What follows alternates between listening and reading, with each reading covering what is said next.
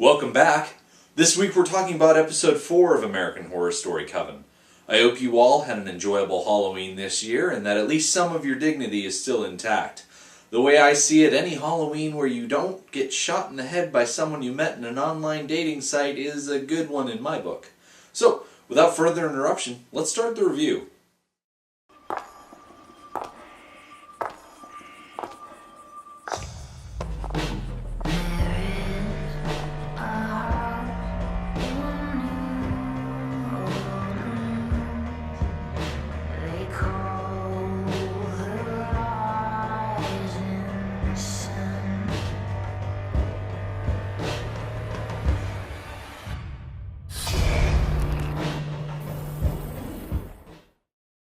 Quick episode recap.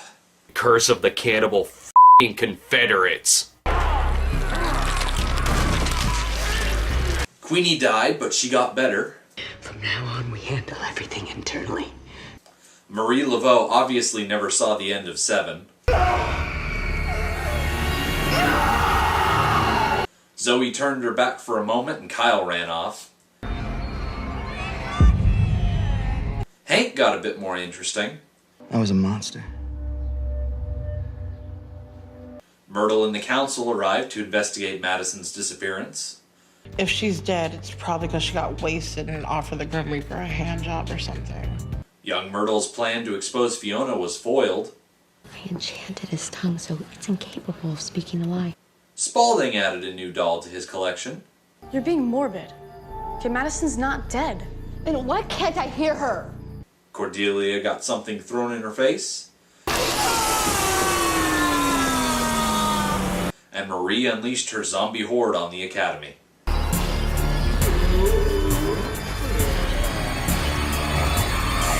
Where to start? 1961 is a good place to start. You know, it takes a certain sort of man to muster up the courage to grab 2 of his friends and hang a child. If you ask me, the men from the flashback deserved every second of suffering they got before the zombies ripped them limb from limb. The more I watch of Coven, the easier it is to side with the voodoo. What they lack in organization, they more than make up for in protecting their own. Which is why I found it odd that Marie would be so upset when the witches sent her the Minotaur's head in a box. I feel like she should have known what the witches were capable of and taken the extra precaution of protecting him with some additional magic. A Minotaur is all well and good, but at the end of the day, he's just a brute, ill-equipped to take on a Coven headed by the Supreme. Of course, we'll see how the Coven is able to match up against a horde of the undead. At this point, we're caught in a spiral of escalation. Fiona digs up Delphine and Marie sends a Minotaur. Fiona kills the Minotaur and Marie sends zombies. At this point, where is it going to end? I doubt either will relent and agree to a treaty like the one Anna Lee was able to make. Switching gears, let's talk about Spaulding. Creepy old mute Spaulding. First of all, the man needs to cut his fingernails. I might find myself in the minority here, but I get creeped out when I see men with long fingernails. And that's doubly so when the man in question cut out his own tongue. I was thinking before this week's episode that Spaulding was a victim, controlled by Fiona and enslaved to do her bidding, but I was rather surprised to learn that he did everything asked of him because of how enamored he is with Fiona. I have always loved you. It's an interesting addition to his character, which beforehand was quite insignificant. It's certainly helpful for Fiona to have such a willing follower to help mask her operations. Of course, his Tea Party hobby will probably come back to bite him in the long run, especially considering the latest addition to his collection. Madison wasn't the only dead body in the house. For a little while there, we lost Queenie. It's a good thing Fiona was there to breathe new life into her. I was a little disappointed that Queenie's story was resolved so easily this week. After being revived, she just sat in bed recuperating while everything happened around her. Although I did appreciate the short exchange between her and Delphine. I would like to think that Delphine is going to change her ways, but I know Queenie won't make that easy for her to do. I don't know how to thank you for saving my life. I guess you'll just have to work on that then, huh? Delphine certainly took a backseat this week. I'm not surprised that she's slowly sinking into the background, especially considering that she doesn't have any mystical ability beyond immortality. It'll be nice to see Delphine develop a more 21st century attitude when it comes to race, although having one black friend does not cure racism. Nan was a friggin' star this week. I like how everyone usually ignores her so she can move around unopposed and do things like kick Delphine out of the house and make an emergency call to the council, totally going over both Cordelia and Fiona's heads. We were summoned by one of your students. Which one? Me. I can't hear her anymore. Madison, I think she's dead. What's odd is how the council completely leaves Nan out of the questioning. If you ask me, Nan should have been the first one in the witness chair, especially when it came to questioning Spaulding. Aside from that whole debacle, I think it novel that Luke brought Nan cookies at the end of the episode. Me? Wanted to pay you back for that delicious cake you brought over. In the middle of a show filled with some really questionable characters, it's nice to have Luke around, even if I'm not sure what role he's going to fill. Speaking of moving about, Zoe was on the back burner again this week. We picked right back up with her and Kyle in his old home, but Kyle was not keen on staying put. Zoe's attempt to poison Kyle put me slightly on edge. I think she's starting to realize that Kyle is not the same person he was before the accident, and she's looking for the easy way out. I'm glad that Kyle ran away, although when Zoe showed up at the academy later in the episode not the least bit concerned about Kyle's whereabouts, I found that very suspect. Truth be told, I hope Kyle makes his way back to the swamp to stay with Misty. She's lonely out there, and I think she would appreciate the company.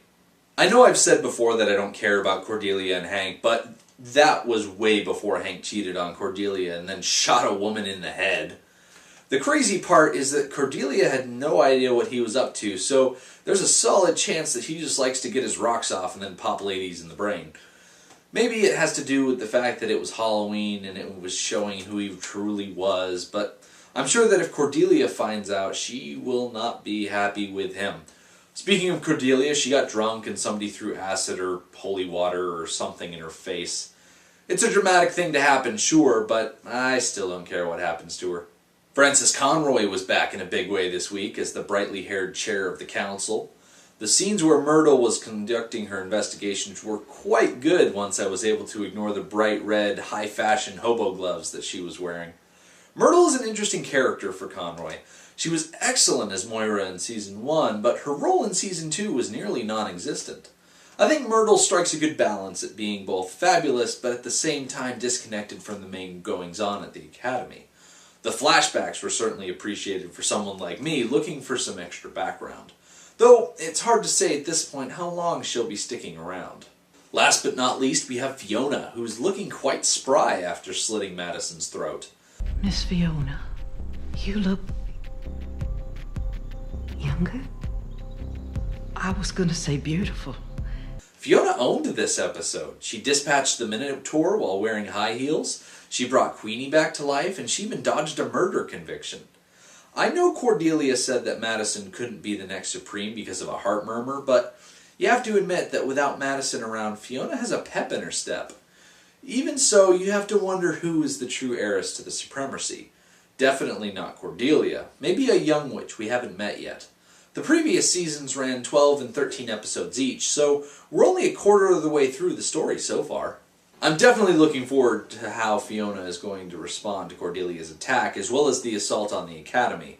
It will be especially interesting to see the lengths that Fiona is willing to go to in order to retaliate against Marie Laveau for the intrusions that she has suffered. But enough about that. Let's take a look back at the prediction that actually resolved itself this week.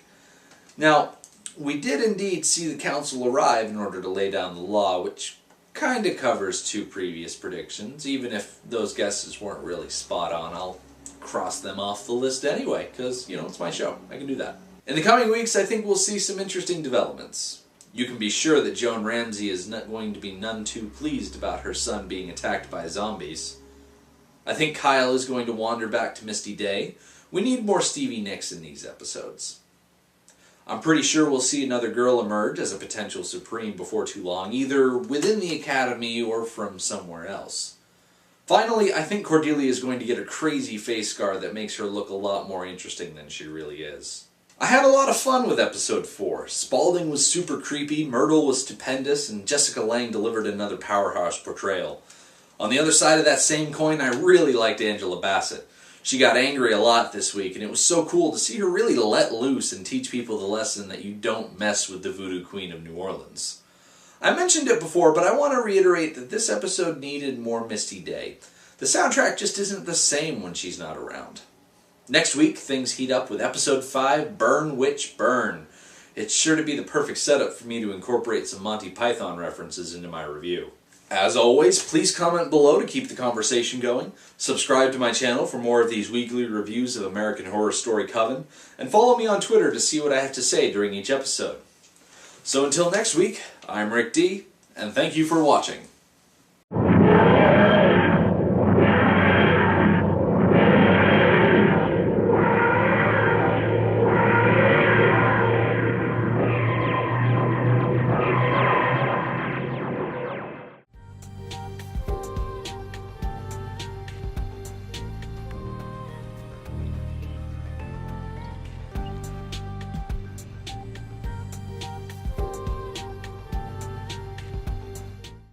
Look at you, developing a sense of style when no one was paying attention.